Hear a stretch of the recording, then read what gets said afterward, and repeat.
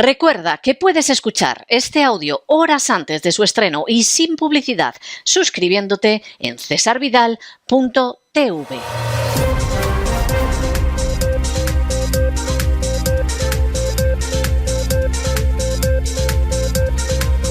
Las noticias del día.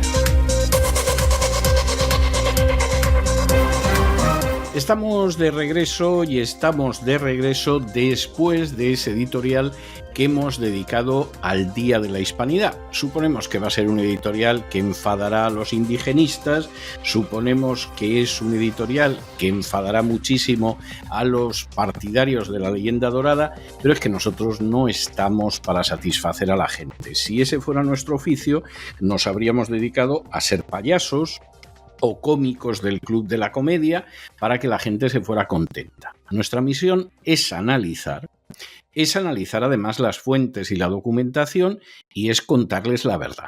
Y claro, no vamos a contar que los conquistadores españoles llegaron repartiendo caramelos cuando, por ejemplo, una de las medidas para someter a la población indígena o para que dieran el oro que se quería era cortarles la mano. No podemos decir eso. No vamos a decir la pavada esa del mestizaje y la mezcla de sangres como si es que allí fueran pidiendo en matrimonio a las indias que se encontraban. No, arramblaban con lo que había, en algunos casos de manera más o menos voluntaria, en otros organizando un harén como el que tenía Hernán Cortés, en otros recurriendo a la violencia, como aparece en las propias fuentes de Indias, que no lo niegan en absoluto. Y, por cierto, sin provocar una sola protesta en el caso de la violencia ejercida sobre las mujeres indígenas, sin una sola protesta del clero católico, que en algún caso excepcional sí que levantó la voz contra la esclavitud a la que se sometía a los indios, que podría no ser formal y podría no ser legal, pero que era una esclavitud a fin de cuentas. Tampoco vamos a negar que la esclavitud de africanos a América la llevan precisamente los españoles siguiendo el consejo de un monje dominico que se llamaba Fray Bartolomé de las Casas y que estaba tan horrorizado por la caída de la población india que pensó que la única salida era traer esclavos negros de África y que se pusieran a trabajar. Algo desgraciado que hizo que España junto con Portugal fueran las últimas naciones europeas que abolieron la esclavitud ya muy a finales del siglo XIX. No, lo que son realidades no lo vamos a negar y están ahí. Pero tampoco vamos a negar los aspectos positivos. Por ejemplo, que el continente americano queda entrelazado con Europa y eso ha tenido unas consecuencias que no se pueden negar. Ese entrelazamiento, si se quiere, ha sido más fuerte y más positivo en la parte norte del continente que en la parte central y sur, pero es un entrelazamiento que no se puede negar. No se puede negar y es enormemente positivo que en vez de la multitud de lenguas que se hablaban, finalmente el español unifique a todos esos pueblos tan diferentes, pues desde Norteamérica, el sur de Norteamérica, hasta el sur de Suramérica. Eso es algo tremendamente importante y no nos vamos a cansar de decir que efectivamente la lengua española es el mayor legado que ha dejado España al acervo común de la humanidad, el más importante con diferencia. De ahí lo tristísimo que es que esa lengua española sea perseguida en algunas regiones españolas. Es lo más ridículo, lo más estúpido y lo más criminal que se pueda imaginar. Es como aquel que tiene una herencia estupenda y decide quemarla para que no les llegue a sus hijos. Bueno, pues, en fin, rendirá cuentas ante la historia y es muy posible que ante Dios. Y al mismo tiempo hay otro aspecto tremendamente importante y es la manera en que esa cultura hispano-católica que llega a Hispanoamérica deforma muchas cosas. Es una cultura fundamentalmente medieval y luego de la Contrarreforma en que, por ejemplo, la idea del trabajo como un don de Dios, como aparece en la Biblia y en el protestantismo, no está. Es una cultura en que la idea de la educación, porque hay que leer la Biblia para poder educarse, tampoco está. Es una cultura que, bueno, sí puedes decir que la primera universidad que hubo en el continente americano la fundó España, pero fueron universidades de escasísimo valor, porque fundamentalmente lo que formaban era clérigos y leguleyos. Y, por ejemplo, la enseñanza científica era algo totalmente descartado, porque la revolución científica es una hija de la reforma protestante del siglo XVI y se prohibía expresamente, pues, por ejemplo, enseñar y estudiar a Newton porque era un hereje protestante. Y claro, esas universidades a día de hoy, en general, pues siguen siendo universidades que están muy atrás dentro del elenco de las universidades del mundo, no digamos ya premios Nobel de Ciencia, vamos, que es algo prácticamente desconocido en la cultura hispánica. Mientras que las universidades de lo que ahora es Estados Unidos, creadas por los puritanos, algunos años después, pero incorporando la revolución científica también, siguen siendo las primeras universidades del mundo, pues nada más y nada menos que a más de 400 años de distancia. Y eso es muy significativo. Y o Hispanoamérica consigue examinar su historia sin caer ni en la leyenda dorada ni en la leyenda indigenista y se enfrenta con la realidad de su cultura, que hace que un guatemalteco y un peruano y un español sean distintos, pero al mismo tiempo son muy parecidos, y que hace, como hemos descubierto muchos, que no puedas entender bien España sin conocer Hispanoamérica y no puedas entender bien Hispanoamérica sin conocer España. O reconocemos las deficiencias, las carencias, los pecados históricos y nos apartamos de ellos, o España e Hispanoamérica, Hispanoamérica y España seguirá repitiendo lo mismo. No habrá sociedades civiles fuertes jamás. No habrá sociedades civiles educadas y cultas que decidan ir adelante en la transformación y en las reformas necesarias. No, se seguirá buscando la llegada de un Mesías, de un Salvador, y da lo mismo que ese Mesías se llame Perón, que se llame Zapata, que se llame Ernesto Guevara, que se llame Fidel Castro, que se llame Hugo Chávez o que se llame María Corina Machado. No hay ningún Mesías que vaya a salvar a las sociedades americanas. Las sociedades americanas tienen que ir a la raíz de sus males, tienen que extirpar los frutos amargos de una cosmovisión que ha sido negativa durante medio milenio y tienen que cambiar y transformarse, y sólo así saldrán adelante. Mientras tanto, seguirán viviendo en la convulsión, en algunos periodos siempre efímeros y siempre breves de prosperidad, porque al final la corrupción y la mentira los acaban hundiendo, y por supuesto en la pérdida de no pocos de sus mejores hijos que al final deciden que tienen que emigrar para salir adelante. Esa es la realidad. Y sería muy bueno que en un día como el Día de la Hispanidad, que se va a celebrar mañana, esa realidad fuera afrontada, en vez de estar diciendo esas pavadas de la iberosfera o la gente, afortunadamente una minoría minúscula, que considera que si se volviera a la Edad Media, donde la única fuerza espiritual, gracias a las hogueras de la Inquisición, era la Iglesia Católica, pues evidentemente la humanidad sería feliz y no digamos hispanoamérica. No, abordemos la realidad de los hechos. No nos perdamos en leyendas que lo único que quieren cubrir es la insatisfacción por lo mal que van las cosas. Dejemos atrás recetas que no han funcionado en 500 años y abordemos la realidad para crear unas sociedades robustas sobre unos cimientos sólidos que no son los que ha tenido España ni Hispanoamérica en el último medio milenio, y hagámoslo porque tanto España como Hispanoamérica corren el riesgo, en el caso de España ya no es un riesgo, es una realidad, de convertirse simplemente en protectorados de la agenda globalista. Esta es la situación y esa es la reflexión que tendríamos que hacernos nosotros en estos momentos, precisamente en un día como este, en el Día de la Hispanidad, que va a ser mañana. Bueno, y dicho esto, nos vamos a nuestro boletín de noticias habitual, boletín de noticias, dicho sea de paso, que como siempre comenzamos con el segmento de España. Y miren ustedes lo que son las cosas. empezamos con esa reunión que ha tenido Pedro Sánchez con el Papa Francisco en el Vaticano. Esto tiene su gracia porque a fin de cuentas el Papa Francisco a escala internacional es uno de los grandes iconos, de los grandes tótems, de los grandes santones de la agenda globalista, esto no hay quien lo niegue, y Pedro Sánchez no tiene esa repercusión internacional, pero estaría encantado de tenerlo y entonces él no pasa de ser un lacayo de la agenda globalista.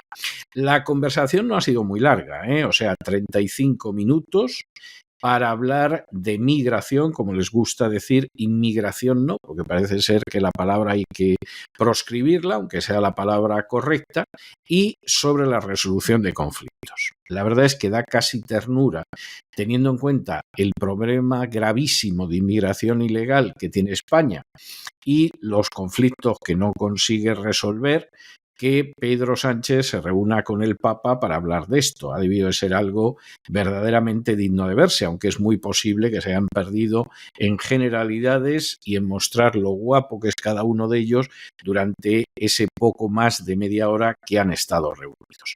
Luego, por supuesto, ha habido rueda de prensa y aquí pues Pedro Sánchez ha intentado quedar de la mejor manera. Ha dicho que España lleva un año sin exportar armas a Israel. Es mentira, pero bueno, lo ha dicho para quedar bien y ha dicho que, en fin, que no habría que exportar armas a Israel, etcétera, etcétera. Ha atacado los ataques de Israel contra la ONU en el Líbano, que es un tema muy grave al que nos referiremos luego, y por supuesto ha terminado entrando en la política nacional porque no hay más remedio. Y entonces aquí ha dicho que se ha portado de maravilla, que en el caso de José Luis Ábalos, que fue en su día número 2 del Partido Socialista y que fue ministro suyo, pues que cuando existió el mínimo atisbo de corrupción, inmediatamente se lo quitó de encima ese ejemplar. No se puede decir lo mismo de su mujer y de otros, y en fin, casi se ha presentado como un adalid de la lucha contra la corrupción, lo cual es de un descaro digno del mismo Papa Francisco.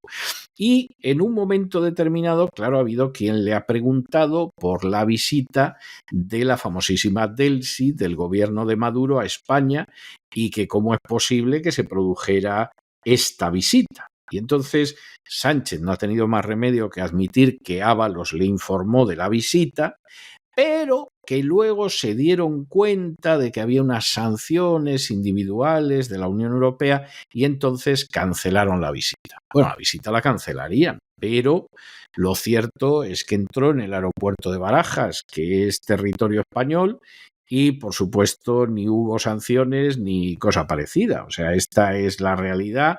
Y por cierto, fue algo muy divertido en su momento, porque Ábalos pasó de no haberse reunido con Delcy a reunirse poquito y luego haberse reunido del todo. Fue algo digno de ver en cualquier momento. En fin, Dios los cría y el diablo los junta, no cabe la menor duda. Uno se queda con la idea de a qué ha venido la dichosa visita de Pedro Sánchez al Vaticano. Se queda con la duda de si Pedro Sánchez no ha ido a ver al Papa para decirle: os seguimos dando todo el dinero que le quitamos a los españoles y que os damos a vosotros, y a cambio, oye, ¿me podríais sacar a la congregación de benedictinos del Valle de los Caídos? A ver si puedo yo montar ahí un parque temático y apuntarme otro tanto con esto de la memoria histórica y democrática, pero de eso no nos han contado nada y supuestamente pues han hablado de inmigración, migración que dicen ellos, y de la resolución de conflictos. Es algo verdaderamente tremendo, viaje innecesario que han pagado, por supuesto, los contribuyentes y que, en fin, el Papa le ha dado media hora y va que vuela. O sea, no 35 minutos para ser exacto, va que vuela en un Falcon que pagan los españoles, por supuesto, con el dinero que los sicarios de la agencia tributaria les sacan de los bolsillos, los conocidos buscabonos.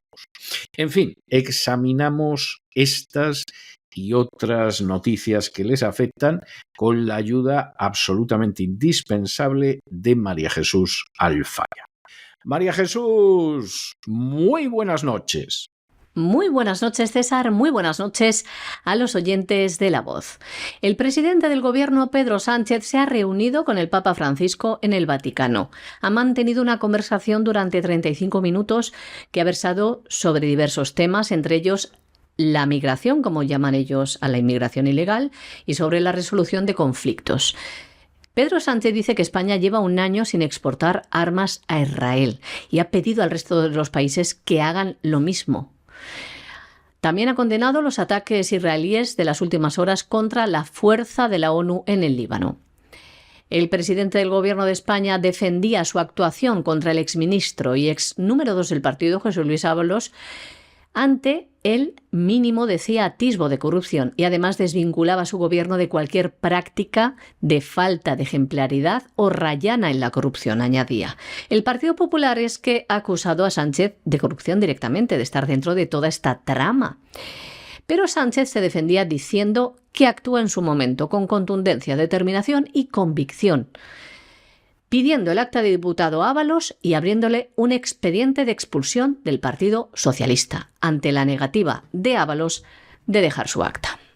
Como saben, dejó su acta de diputado socialista, pero sigue aforado, sigue como diputado. Y Pedro Sánchez decía también ante los periodistas allí en el Vaticano que va a actuar con contundencia ante cualquier atisbo de corrupción que se haya podido producir, desgraciadamente, añadía, durante su gobierno.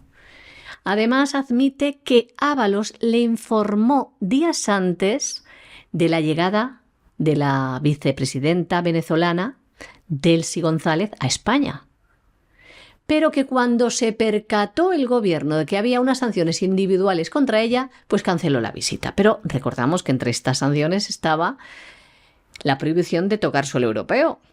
Y recordemos, señores, que el avión de Delcy aterrizó en Madrid y Ábalos y otros se reunieron con ella. Bueno, y aquí hay una cosa que es verdaderamente maravillosa, y es cuando se tiene un poder absoluto en el cual tú tiras de cualquier, de cualquier hilito, y cualquier hilito finalmente responde a tus deseos. Ustedes conocen el caso del hermano de Pedro Sánchez, que es un personaje que cobra como funcionario de la administración española, concretamente en Extremadura, que sin embargo supuestamente vive en Portugal, por lo cual no paga impuestos en ninguno de los dos sitios, y que ha acumulado un capital inmobiliario de millones que nadie sabe de dónde ha salido el dinero, pero ahí está el capital. Bueno, pues esto es algo verdaderamente estupendo, y la audiencia de Badajoz, y efectivamente el control de las audiencias por el gobierno no es pequeño, no vamos a decir que sea total, no es pequeño, pues ya ha dicho que el hermano de Pedro Sánchez no está bajo una investigación prospectiva ni cosa parecida. O sea, aquí lo del hermano del Peter Sánchez va a quedar absolutamente en nada, y lo van a ver ustedes cómo va a ser así. Luego, con llamar a manos limpias pseudosindicato y ultras y todo este tipo de cosas, pues así queda la cosa, pero es algo absolutamente vergonzoso. La Administración de Justicia en España, en buena medida, está controlada por el gobierno. Y no solamente por el hecho de que controla la Fiscalía o el Tribunal Constitucional, sino que también controla a no pocos de los jueces. No vamos a decir que tiene un control del 100%, no sería exacto. Tampoco vamos a decir que si usted va a la Administración de Justicia no le van a hacer ningún caso, porque es posible que a lo mejor sí le hagan caso. Todo depende exactamente de a lo que vaya. Si intenta usted en un momento determinado cobrar una cantidad de vida, pues es posible que la Administración de Justicia le ayude y a lo mejor hasta la cobra. Pero no nos engañemos, es una Administración de Justicia controlada y no hay nada más que ver cómo funciona. Con una audiencia de Madrid diciendo al juez instructor del caso de Begoña Gómez que uno de los aspectos más importantes, que es la resurrección con dinero público de una compañía, que eso no lo investiga. Es sensacional lo que pasa en España, cada vez se parece más a Venezuela y no debería sorprendernos. La Audiencia Provincial de Badajoz ha vuelto a desestimar un recurso presentado por la defensa del hermano del presidente del Gobierno contra la incautación de sus correos electrónicos corporativos. El tribunal ha mantenido su postura, señalando la necesidad de obtener más información sobre su contratación en la Diputación de Badajoz. En el auto, la Audiencia Provincial de Badajoz recuerda lo siguiente. Se han producido 2 requerimientos de documentación a la Diputación Provincial de Badajoz, con resultado insatisfactorio a los fines pretendidos, por entenderse que debieron existir actos preparatorios para la adjudicación del puesto de trabajo y posterior cambio de nomenclatura, que como saben se está investigando el trabajo del hermano de Pedro Sánchez, David Sánchez, en la Diputación Provincial de Badajoz. En el auto, los magistrados reprochan a la defensa de David Sánchez que hable de veras sospechas en la investigación cuando dicen que hay indicios. Entre otros, dice la sala, la indeterminación de las funciones del puesto de trabajo, el cambio de nomenclatura, la inexistencia del lugar físico del puesto de trabajo. Todos estos hechos hacen, dice el tribunal, necesario indagar sobre los actos preparatorios de la adjudicación del puesto de trabajo. Y quiere dejar claro a la defensa del hermano del presidente, como también lo ha hecho con el mismo argumento la Audiencia de Madrid para el caso de la esposa del presidente Begoña Gómez, diciendo los magistrados lo siguiente: no existe investigación prospectiva, sino que se trata de la necesidad de concretar los elementos de los tipos investigados con las medidas acordadas, sin que se pueda partir, como se dice, de un absentismo laboral sin más. Recordemos que ha sido gracias al sindicato Manos Limpias por los que se conoce esto. Fue Manos Limpias quien presentó la querella contra David Sánchez por su nombramiento por parte de la Diputación de Badajoz como coordinador de conservatorios y posteriormente pues pasó a ser el jefe de la Oficina de Artes Escénicas. Bueno, y nos vamos a Hispanoamérica y concretamente nos vamos a Argentina, donde el Ministerio de Justicia ha solicitado un habeas corpus ante la justicia federal por si en algún momento deciden detener a Javier Milei después de la orden de arresto que ha formulado Venezuela. Bueno, vamos a dejar las cosas claras desde el principio. La orden de arresto formulada por la Administración de Justicia de Venezuela no tiene ningún valor fuera del territorio de Venezuela. Si a Javier Milei se le ocurriera pisar Venezuela, cosa que pensamos que ni se le pasa por la cabeza, pues le podrían detener. Se armaría un conflicto diplomático tremendo, no sabemos qué pasaría, pero insistimos, nada hace pensar que Javier Milei esté tan trastornado como para viajar a Venezuela. Primera cuestión. Segunda cuestión. Sobre los presidentes pesa un principio de inmunidad diplomática. Es decir, en un momento determinado, pues tú puedes pedir que se arreste a un determinado jefe de Estado, pero cuestión aparte es que eso llegue a algún sitio. Los jefes de Estado tienen inmunidad diplomática. Por ejemplo, cuando Benedicto XVI volaba hacia Estados Unidos, en ese momento, a mitad de vuelo, hubo quien dijo: santidad, que hay varios tribunales de Estados Unidos que tienen dictada una orden de detención contra su santidad por haber encubierto delitos de abuso sexual perpetrados por clérigos católicos. Y a mitad de vuelo se llamó a Estados Unidos y Condoleezza Rice le aseguró al Papa que no le iba a pasar nada porque era un presidente, un jefe de Estado y por lo tanto tenía inmunidad. Eso no quiere decir que en un momento determinado dejes de ser jefe de Estado y precisamente por eso se acabe la inmunidad. Por eso, precisamente, Benedicto XVI, en vez de poder retirarse a un hermoso monasterio alemán a tocar a Bach, no pudo ya salir en el resto de su vida del Vaticano porque había órdenes de detención contra él dictadas por tribunales americanos y podía producirse un conflicto diplomático porque Alemania pues tendría que ver si no concedía la extradición, pero en cualquier caso el lío estaba garantizado. Y Benedicto XVI aceptó pasar como un recluso en un verdadero arresto domiciliario los años que le quedaban de vida. Así de claro y así de evidente. Milei es presidente. Es un presidente que ejerce como presidente. No lo va a detener nadie. Insistimos, salvo que se dé la circunstancia de que pise suelo venezolano, que no tenemos la sensación de que eso sea ni medio posible. Esa es la realidad. Y entonces, hombre, lo del habeas corpus en el sentido de decir, si llego a la República Dominicana y me dicen tenemos que arrestarlo porque hay una orden de Venezuela, pues hombre, para hacer un poco de teatro y decir y aquí estamos protegidos y vamos a resistir, está bien.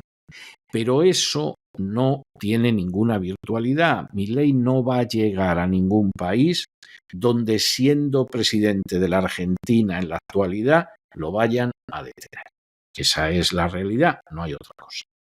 Si quieres dar la sensación de que te protege, bueno, lo que tú quieras, pero no deja de ser un brindis al sol porque no se le puede detener, salvo que cometa la tontería de pisar suelo venezolano. El Ministerio de Justicia de Argentina ha pedido un habeas corpus preventivo ante la justicia federal, con el fin de evitar que el presidente del país, Javier Milei, y otros altos funcionarios puedan ser detenidos por Venezuela, que recuerden, dictó una orden de arresto por el caso del avión venezolano-iraní que quedó retenido en Buenos Aires en el año 2022 y que fue posteriormente enviado a Estados Unidos durante este año. El gobierno argentino afirma que las acusaciones vertidas por el gobierno venezolano contra el presidente Milei y sus ministros están basadas en falsedades carentes de sustento que evidencian un intento de intimidación por parte de un sistema judicial sin independencia al servicio de una dictadura. Añaden que se trata de un ataque arbitrario motivado por razones eminentemente políticas y que no van a permitir, dicen, que ninguna dictadura extranjera atente contra la libertad de los argentinos. Y nos vamos al Perú, donde, como ustedes saben, hay una huelga de transportistas y en el primer día ya se han producido más de una veintena de detenciones y varios heridos.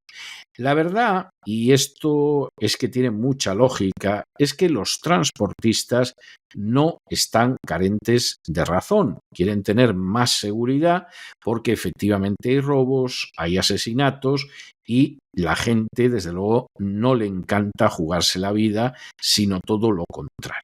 Y aquí lo que sucede pues es que, visto que no les hacen absolutamente ni caso, pues por un lado están en que nos protejan más y por otro lado, y esta es la parte ya más discutible y la parte más sospechosa, lo que están haciendo los transportistas del Perú es protestar también contra el proyecto de ley sobre crimen organizado.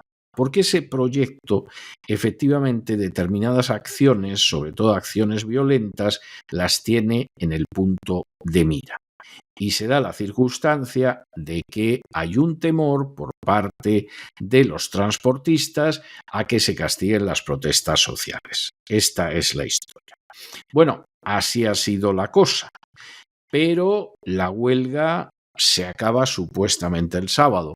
Y el gran interrogante, y es un interrogante ciertamente de relevancia, es si ahí se acaba la huelga o si por el contrario lo que va a suceder es que aquí se van a sumar otros a la huelga y vamos a ir preparando el terreno para las próximas elecciones presidenciales, pues dentro de lo que podría ser incluso una revolución de colores de esas tan bonitas que organizan Soros y sus lacayos. El sector de los transportistas de Perú iniciaba el jueves una huelga de 72 horas para reclamar mejores garantías de seguridad ante la ola de robos, de extorsiones y asesinatos que sufren desde años los conductores del transporte. Pero el gobierno, a su vez, está diciendo que detrás de esta movilización están grupos supuestamente afines al terrorismo.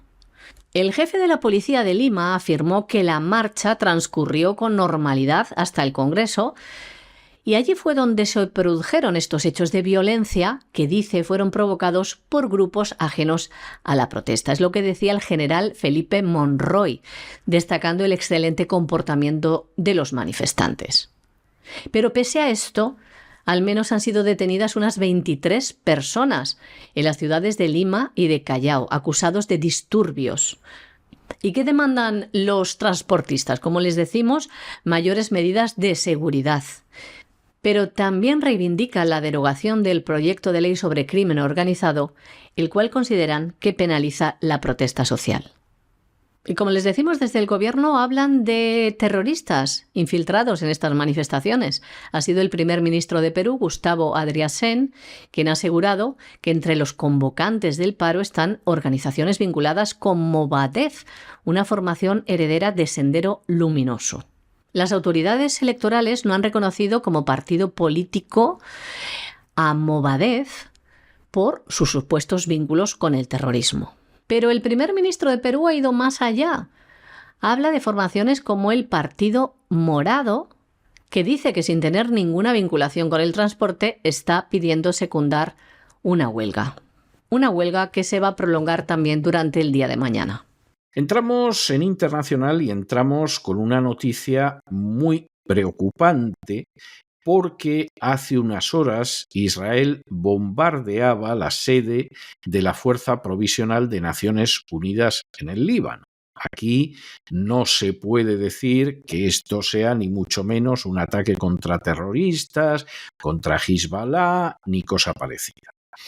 A Israel no le ha gustado, por regla general, el hecho de que hubiera fuerzas de Naciones Unidas en el Líbano, entre otras razones porque las fuerzas de Naciones Unidas en el Líbano tienen como misión respetar la zona fronteriza del sur del Líbano, como que sea una zona que está libre de armas y de personal armado, con lo cual no hay ninguna excusa para invadir el Líbano por ese lado, también se hizo de esa manera, y lo que sucede es que Israel, y es muy triste decirlo, no respeta el derecho internacional ni cosa que se le parezca.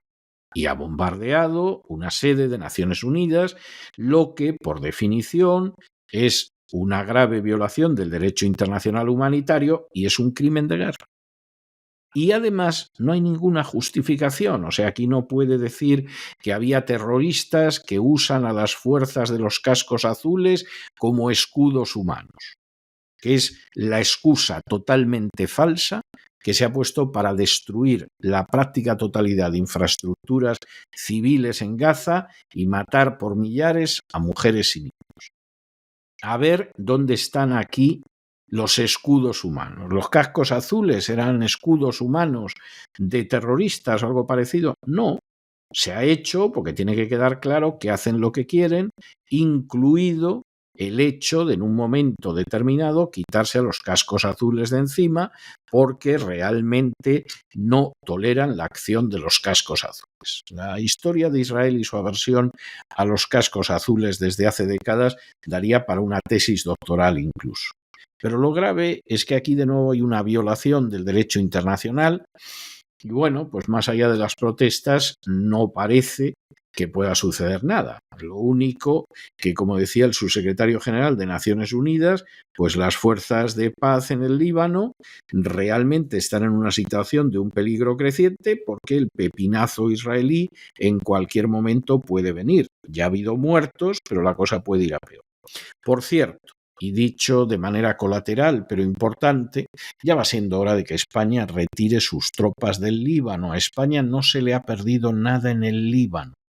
Nada. No tiene ninguna relación histórica con el Líbano. y no tiene por qué perder dinero manteniendo un contingente de tropas en el Líbano, y lo más sensato, antes de que en algún momento se le crucen los cables a algún comandante psicópata del ejército de Israel y decida bombardear en esa dirección, como han hecho con una sede de Naciones Unidas, es que se retiren las tropas españolas del Líbano, que no pintan ahí nada, como no pintan nada en el este de Europa, nada absoluta.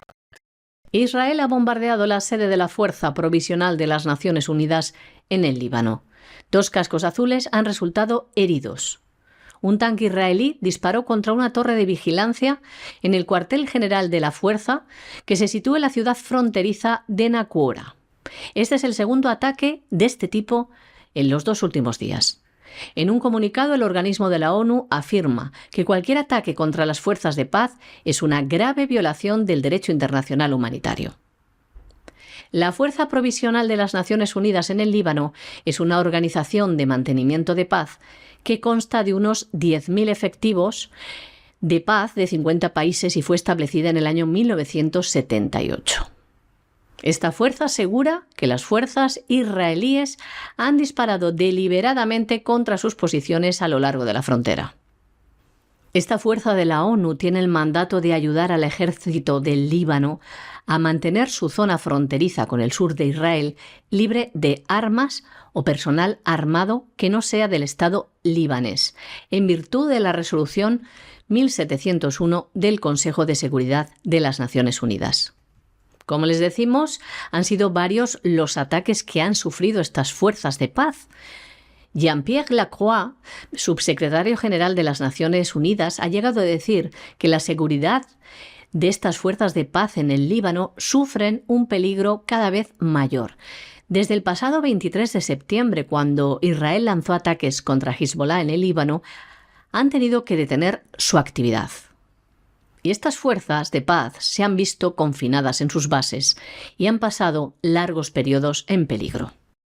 Bueno, y la última noticia que les damos, en fin, si no fuera tan triste, sería hasta cómica. Porque resulta que la Marina de Nueva Zelanda no había sufrido el hundimiento de un barco desde la Segunda Guerra Mundial. Cosa lógica, Nueva Zelanda no intervino mucho en la Segunda Guerra Mundial, intervino algo en la Guerra del Pacífico, tuvo soldados combatiendo en Italia, al lado de los aliados, por ejemplo, tuvo soldados en la batalla de Monte Cassino, en Italia, y la verdad es que, bueno, pues no es que se prodigara mucho en los frentes de batalla de la Segunda Guerra Mundial, pero a esas alturas era uno de los denominados dominios del Imperio Británico y apareció. Y desde la Segunda Guerra Mundial, pues no se había hundido ningún barco.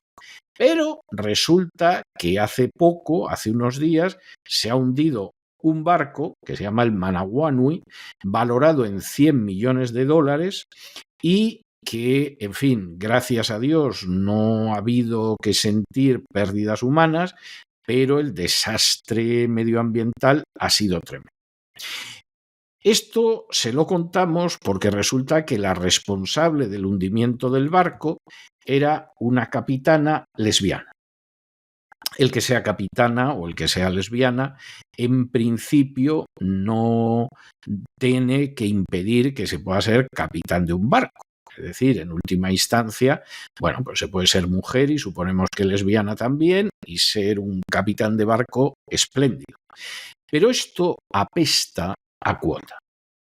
Es decir, a persona incompetente que ha terminado hundiendo un buque de guerra que valía más de $100 millones y que es el mayor desastre que sufre la Marina de Nueva Zelanda desde la Segunda Guerra Mundial.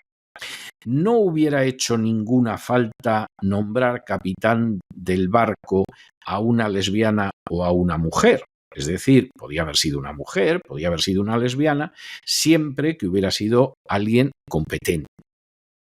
Pero claro, como estamos en la cuota y finalmente tú tienes que nombrar a una mujer, aunque sea como la Yolanda, y tienes que nombrar una cuota homosexual, porque se da la circunstancia que también tiene que haber cuota homosexual, pues al final, como no hay tanta gente Piensen ustedes que los homosexuales se calcula que tirando muy por lo alto pueden ser el 1% de la población masculina, tirando muy por lo alto y en Occidente.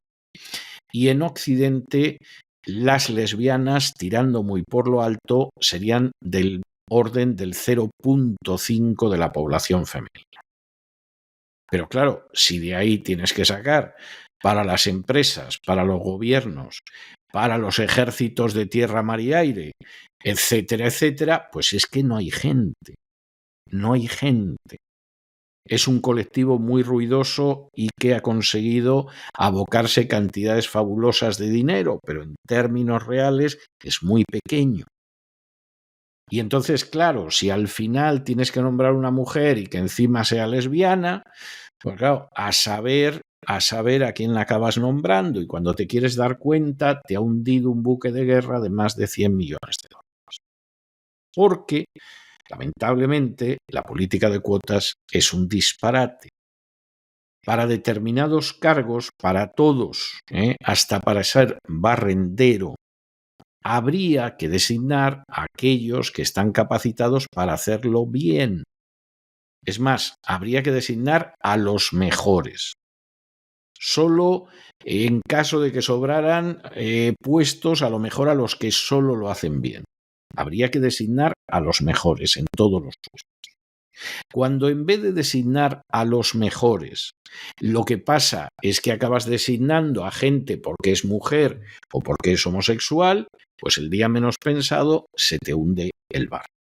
De manera simbólica, imaginamos en otros casos. Y esto es lo desgraciado de la política de cuotas, que es una verdadera maldición. Una capitana que se ha reconocido ella misma como abiertamente lesbiana, una capitana de la Marina de Nueva Zelanda, ha provocado un gran desastre en tiempos de paz. Ha hundido un buque de guerra de la Marina neozelandesa por valor de más de 100 millones de dólares, el mayor desastre después de la Segunda Guerra Mundial. Ahora la comandante Yvonne Gray está bajo el punto de mira. Se trata del buque, el hundido, el buque de apoyo multifunción HMNZS Manawinui, valorado en más de 100 millones de dólares, que encalló frente a la costa sur de la isla de Upolu, en Samoa. Se incendió y finalmente se hundió, desencadenando un desastre ambiental derramando petróleo en la costa. Los tripulantes pudieron salvar la vida. Fueron evacuados 75 pasajeros, marineros, personal extranjero y personal científico, porque estaba en una misión científica. Este buque, construido originariamente en Noruega y reutilizado por la Marina Real de Nueva Zelanda, estaba realizando una misión de estudio del lecho marino cuando chocó contra un arrecife. Fíjense ustedes el desastre ecológico que ha provocado también. Y hasta aquí hemos llegado nosotros con nuestro boletín de hoy. María Jesús, muchísimas gracias, muy buenas noches y hasta el lunes de la semana que viene, Dios mediante. Muy buen fin de semana, César, también para los oyentes de La Voz. Hasta el lunes.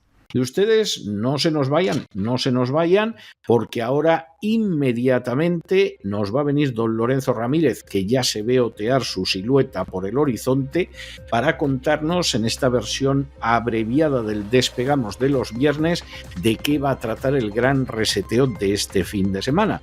Después tendremos a Cristina Seguí, que nos va a adelantar lo que será la mafia feminista de este fin de semana en cesarvidal.tv. Luego vendrá Gustavo Vidal para contarnos lo que pasa con el Buscando el Cao de este fin de semana en cesarvidal.tv. Y después, como siempre, tendremos una entrevista de esas entrevistas especiales de los viernes. En este caso, además, una persona que cuenta una peripecia ciertamente escalofriante.